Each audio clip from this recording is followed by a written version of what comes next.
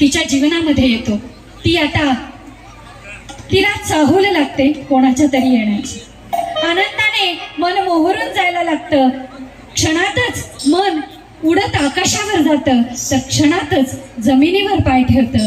कारण आता कुणीतरी तिच्या पोटात अंकुरित होतं. आणि म्हणूनच जेव्हा तिच्याकडे कोणीतरी येणार आहे तेव्हा घरातला प्रत्येक जण त्याची वाट पाहतो आणि नकळतच घरात आनंदाचा सोहळा साजरा होतो. आणि त्यावेळेस मग तिचा डोहाळे जेवणाचा कार्यक्रम होतो. आणि मग तिला काय खायचंय, काय हवंय, काय नकोय याच्यासाठी नणंद भावजया सासू सुना सगळ्या जणी झटायला लागतात आणि म्हणायला लागतात, कुणीतरी येणार ग पाहुणा घरी, येणार ग. तुमच्या सगळ्यांच्या समोर खास सादर करण्यासाठी येते आहे माझी टीम. स्वर आराधना बॅनरचे नृत्य कलाकार अर्थात स्वाती धोपटे आणि संच सादर करतो आहोत खास बनवा बनवी पॅच. कोणीतरी येणार ग पाहुणा घरी, येणार ग.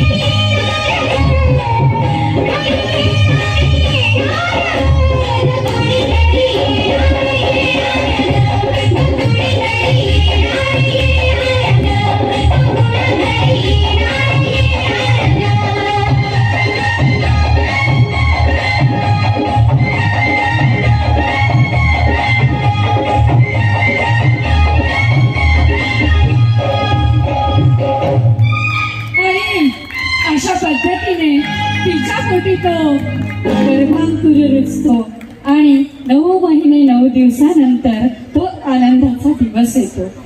काय होणार यासाठी स्वप्नांचा मनोरा बांधला जातो. मग तो किंवा ती कोणीही जरी असलं तरी घरी बाळ येणार असतं आणि छानसं हे बाळ त्या घराला आपल्या भोवती फुलासारखं गुंफणार असतं. आणि म्हणूनच जेव्हा तो येतो किंवा ती येते तेव्हा आनंदाची बरसात होते. आणि अशा या आनंदाच्या क्षणी खरं तर जेव्हा मुलगा होतो तेव्हा मला एक गोष्ट सांगायची आहे की मुलगा असतो वंशाचा दिवा तर मुलगी असते पणती. मुलगा असतो वंशाचा दिवा तर मुलगी असते पणती. तो फक्त प्रकाशमान करतो एकाच घराचं वैभव, तर मुलगी प्रकाशमान करते 2 घराची नाती. आणि मग जेव्हा ती घरात जन्माला येते तेव्हा पहिली पेटी आणि तूप परोटी म्हटलं जातं. आणि तिच्या स्वागतासाठी आनंदाने गाणं गायलं जातं, मेरे घर आई एक नन्ही परी.